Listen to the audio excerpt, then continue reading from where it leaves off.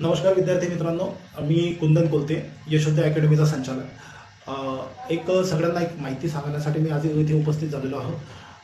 आपण रोज संध्याकाळी यूट्यूबवर ऑनलाईन क्लास घेत आहोत पोलीस भरतीच्या विद्यार्थ्यांसाठी, की जिच्यामध्ये रोज तुम्हाला सांगण्यात येते आहे की 8:30 ते 9:30 मध्ये आपण क्लास घेतो.